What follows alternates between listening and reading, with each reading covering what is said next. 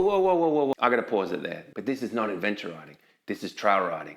It's insane that you can do it on an 890 where I probably should be doing it on a 350, but it's not adventure riding. Let's hook up with my mate Snedo.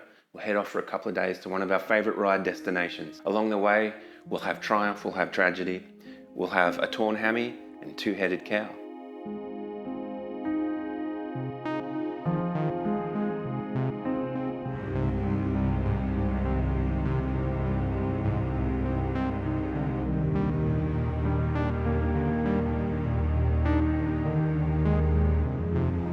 Yeah, that was a pretty special sunrise.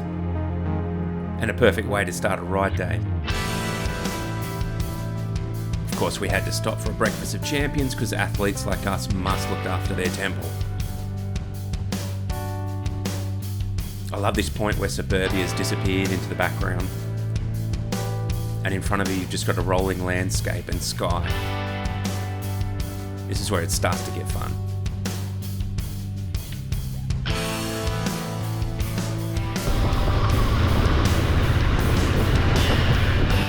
Of course, this time in the morning in Australia, you have to be on the watch for kangaroos. This idiot had just headbutted his best mate. And you got to take time to take in the views around you as well. While you could argue for a taller windscreen to keep the buffeting and the noise down, the 890 is pretty good to ride on the road. But honestly, that's not what I'm here for. I'm here for that part where the road ends and the off-road begins. And let's face it, this is where the 890 Adventure R is truly at home. It's pigeonholed as being something of an aggressive adventure bike, and there's certainly some truth to that. But in fact, it eats up these passive miles so well, which is really important because we ride so much of it here in Australia. Our bike had the larger Rally Pex fitted, which I've never ridden with before, and I loved. We also had the optional Akrapovic exhaust. It doesn't add too much to the power curve, but it does give it a nice growl, and of course it helps save weight.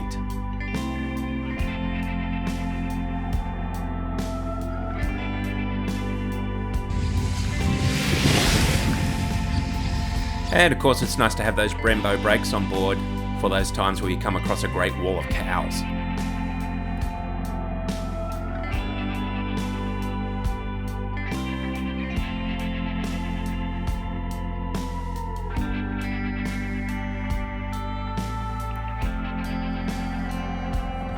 I don't know if you're anything like me, but when I'm on a ride, I've always got to see what's around the next corner or over the crest of a hill. I can't let it go unseen. And every now and then you're rewarded with an amazing trail or an amazing view that reminds you just why adventure riding is the absolute best. At this point it was getting bloody hot, but luckily you can stop and strip the sleeves off your fly racing patrol jacket and open all the vents in your pants. So when I was planning this ride, I came across mention of some caves, and I thought that'd be a fun thing to go and explore on the way up. I didn't actually research where the caves actually were though, and I didn't tell Snedo that either. So when we pulled up on a beautiful 38-degree day, we thought we'd just stroll up the hill and find some caves, but poor planning leads to scenes like this.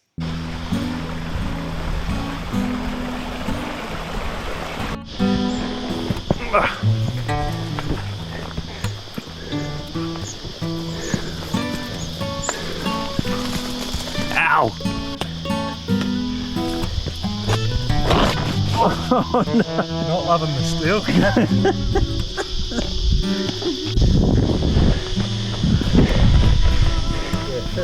This is a good idea. 6.7 would be better. Steel toe.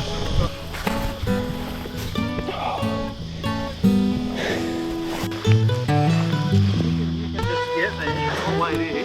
Yeah. And you can tell me on a scale of 1 to 10 how good these caves are. They're not better than a 9. A 9.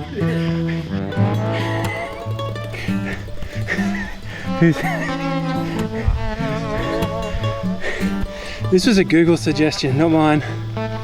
While you're there, visit the caves. They're easy to find. But I do not see any caves. It's a good view.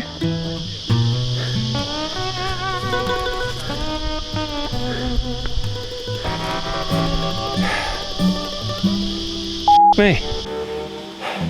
Oh, that's a nice climb down then. Yeah. Down there. And there. So how quick do you die from a brown snake bite?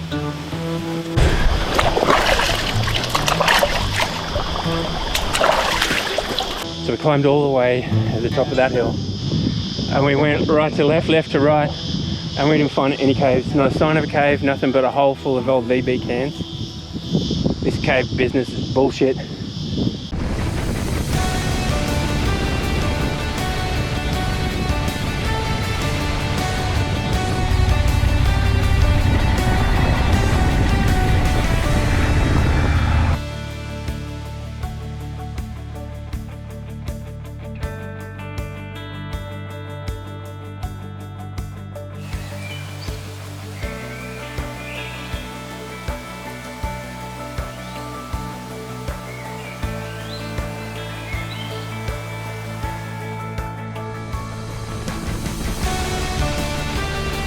After a great day of riding, it's always nice to get into a town like Nundle, where you'll always run into other adventure riders with plenty of stories to tell.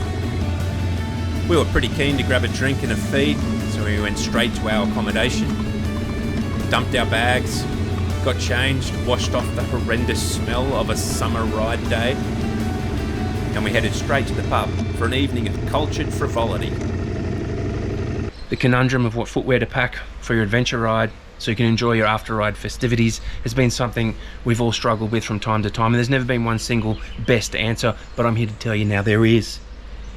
Through great expense, personal expense, through hours of research and development, I've brought together the two most comfortable forms of footwear on the planet, the sock and the thong, to create the thock. Behold, a revolution in footwear.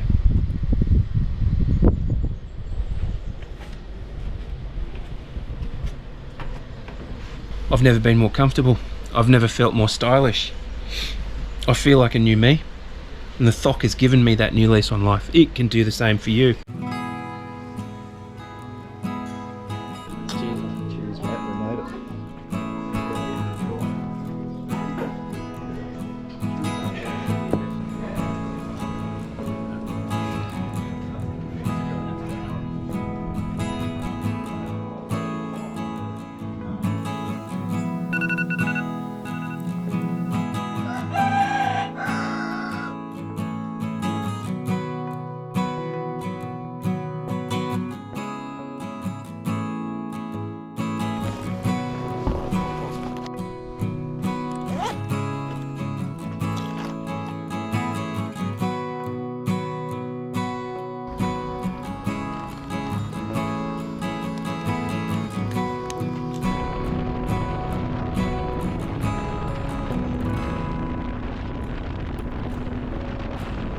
I don't know why I was so surprised to find that the 890 is a very easy bike to ride over long days, but I guess it's because when you think the 890, you always think of aggressive riding, you think of trail riding, you think of sick skids. And we started this video that way because it's almost impossible to resist riding the 890 like that. But that's underselling what it's actually capable of. It's capable of being a very compliant and comfortable adventure bike that's easy to do long days on. It speaks volumes to the versatility of the 890 that while you can ride it like a 900cc trail bike, it's also happy to meander at a sedate pace, so you can take in all the sights and sounds and smells that you find on an adventure ride. But then, at a moment's notice, very easily, you can do your worst Toby Price impersonation and it'll be right there, egging you on. In my opinion, the 890 is the most versatile of the big bore adventure bikes.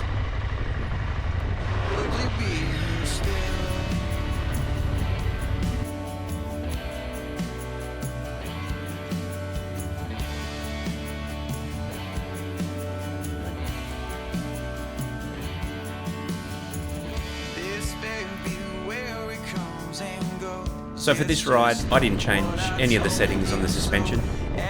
I have ridden with the WP Pro kit before and it's absolutely stunning. But I have to give kudos to this stock stuff, it's pretty damn good.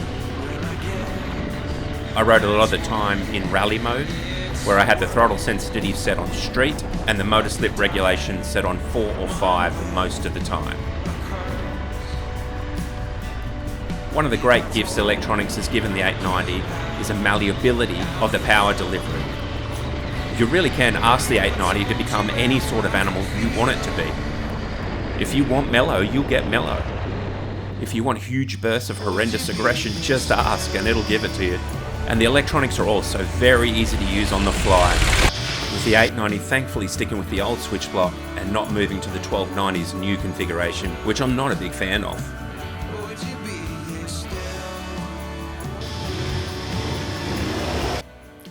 This is where things get a little tragic for Sneddo. As we entered a river crossing, he dabbed his leg, as we all do, straight onto a big rock that rolled out and tore his hamstring, which is super painful. Now we've got about 15 more river crossings to go and hours before we get home.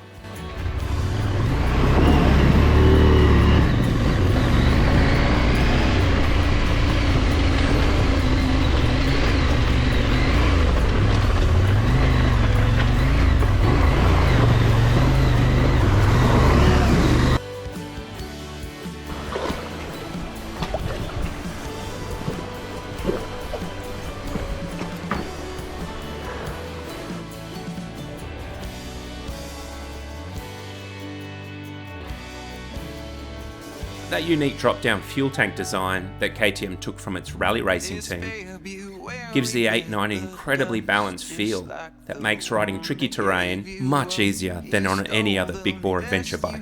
And an incredibly neutral steering feel means you can just grip the bike with your legs, point it where you want it to go, and power on. And while this makes riding technical terrain much easier than it should on a bike of this size, the 890 is right there with you when the trail opens up and you want to get some wind through your helmet.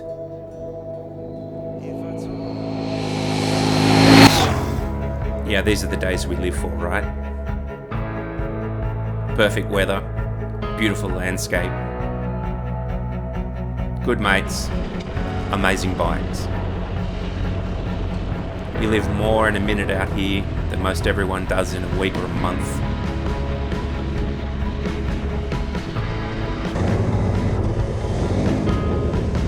There is no one bike for everybody. There never will be. That's the beauty of motorcycling. But I tell you what, the 890 comes damn close. It ticks the boxes of all the things I like to do. And that includes hunting around on single trails and checking out where dubious paths lead, but all the while being able to present as a pure adventure bike. At this point, Sneddo was toughing it out, but you could tell he was in a lot of pain. So we decided to cut about half a day off the ride and head home. We stopped in at a favourite pub for a meal of schnitzel and Nurofen, and then hit the road, hoping not to stop again till home. I mean, we should be safe from anything going wrong from here on in, right? Yeah, right. It can be a bit depressing coming home from an adventure ride, leaving behind all those open spaces and heading back into suburbia. And for me, a measure of a bike is how much can you hear it calling you to say, come on, let's go back out. And with the 890, I can definitely hear it saying, come on, mate, let's go for another ride. Let's go now. You know what? I think I will. See ya.